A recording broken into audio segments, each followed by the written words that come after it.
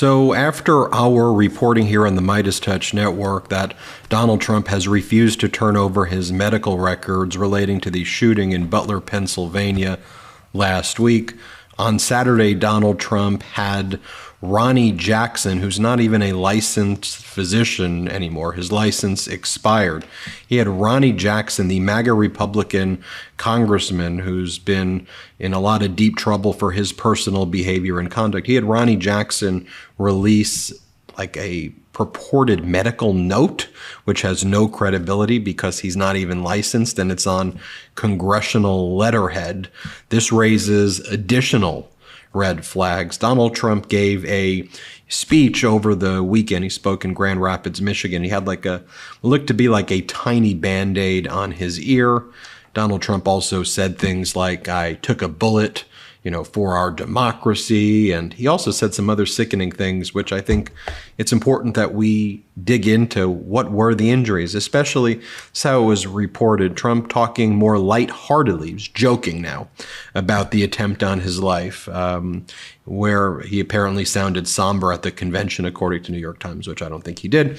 Talking about the immigration chart he turned to look at before the bullets flew last week, he says, I owe immigration my life, an apt statement about his political career, and jokes about loving the chart so much I think I'm going to sleep with the chart, where he was talking about mass deportations.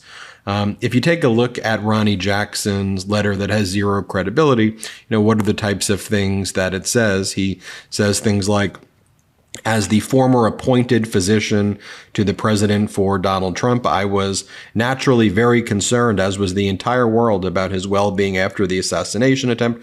As such, I met with him in Bedminster, New Jersey, late that evening to personally check on him and offer my assistance in any way possible. I have been with President Trump since that time, and I have evaluated and treated his wound daily. He is doing well, as reported and witnessed by the entire world. He sustained a gunshot wound to the right ear from a high-powered rifle used by the would-be assassin. The bullet passed, coming less than a quarter of an inch from entering his head, and struck the top of his right ear. The bullet track produced a 2-centimeter wide wound that extended down the cartilage surface of the ear.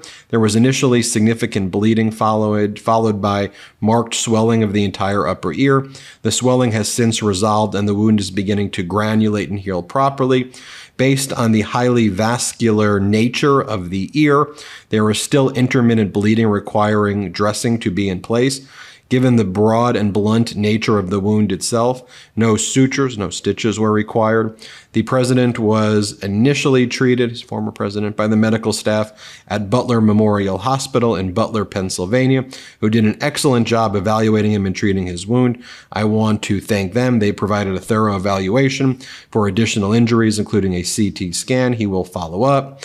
In summary, Trump, former President Trump, there they say former, is doing well, and he is recovering as expected from the gunshot sustained last Saturday. I mean, as expected, if you're hit in the face with an AR-15 bullet and you don't require sutures at all, I mean, I think that's it's a legitimate question to ask, and I think it's also a legitimate question to say, why isn't any staff at the Butler Memorial Hospital here, the treating physicians, coming out with statements? Why do you have someone who's not even licensed anymore putting out these statements? And I think that has zero credibility.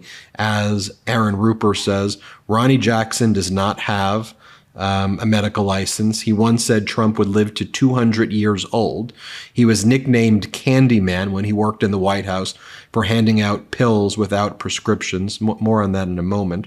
And then Aaron Rupert says, I'm taking this with a grain of salt.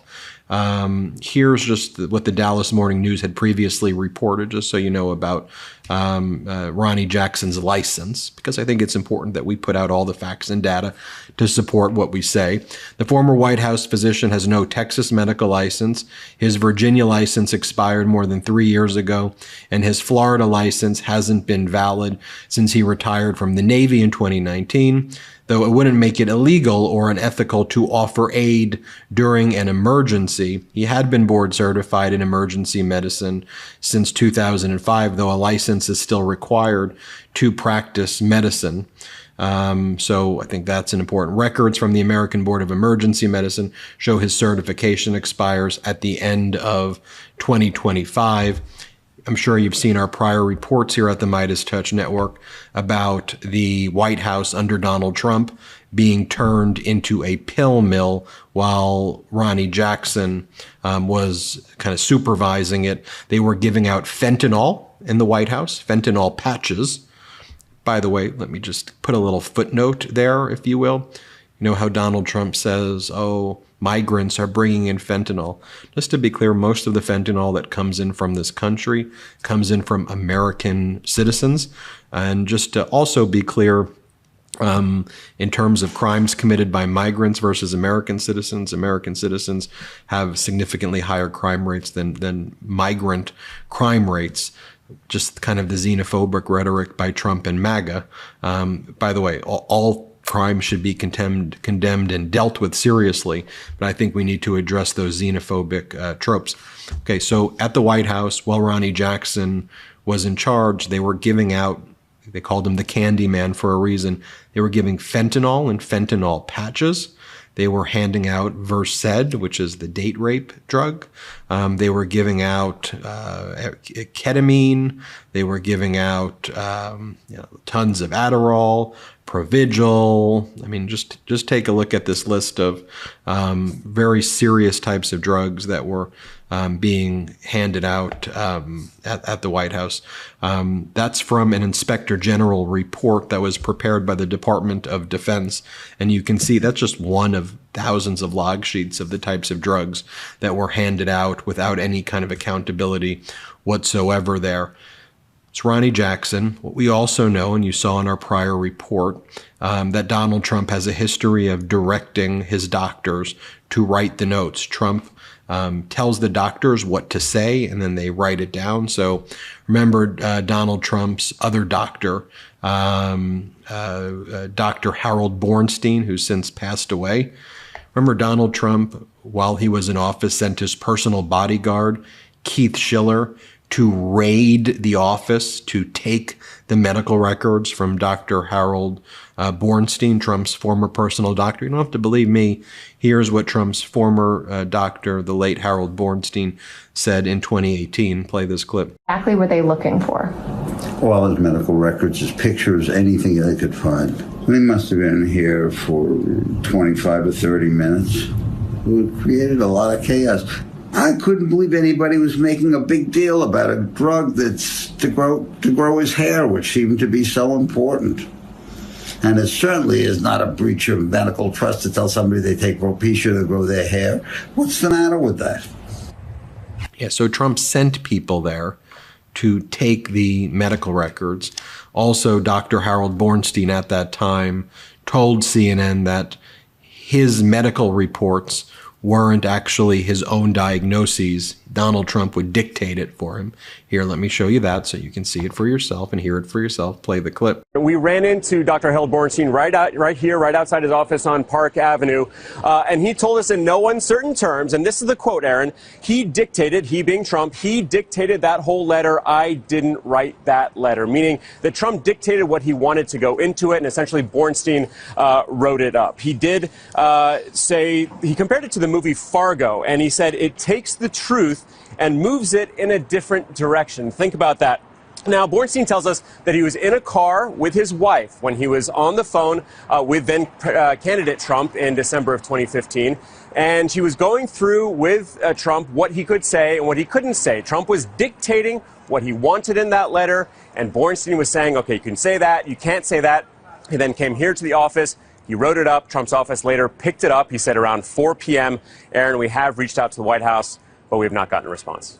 All right, so that's pretty incredible in and of itself. You also now, Alex, Bornstein is saying he was, quote unquote, robbed of the president's medical files. He spoke to you particularly about this encounter. What did he tell you? Right. So he is saying this is a raid. Bornstein is saying that he was robbed. I specifically asked him, was a crime committed? He said they stole them, referring to the president's medical files. The they in that sentence are two men under the president's employ. The first, as you mentioned, is Keith Schiller, who was the president's longtime bodyguard here in New York. He then moved down to Washington with the president, worked in the White House as the head of Oval Office operations. The other person we understand is Alan Garten, who is an attorney for the Trump Organization.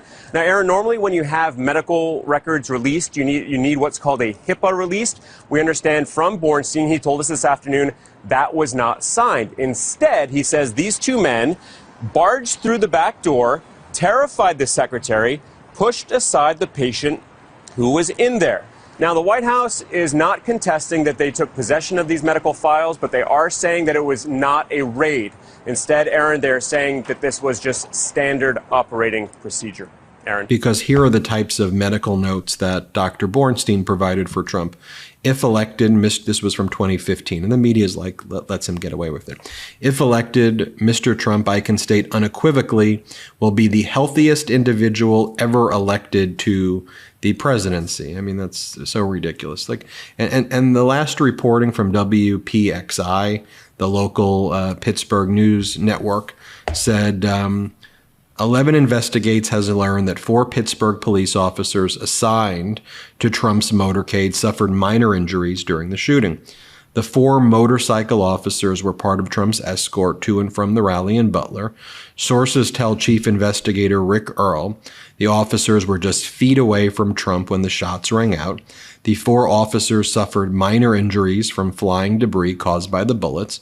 Sources say the officers were hit with either plastic or metal fragments when the bullets struck objects nearby.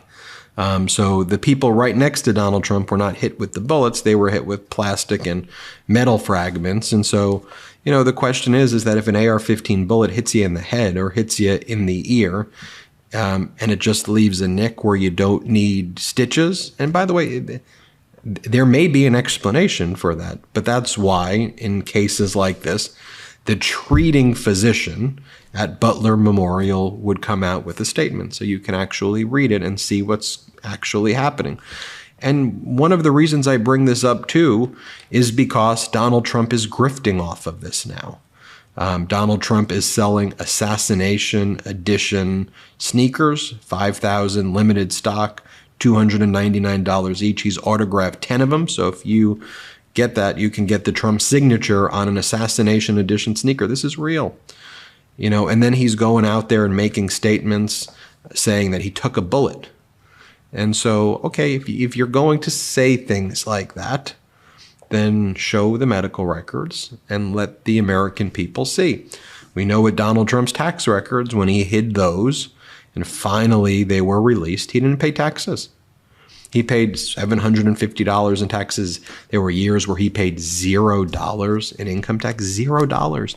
You pay more money in income tax than someone who claims to be a billionaire. It's $750, the filing fee too, by the way, in the other years.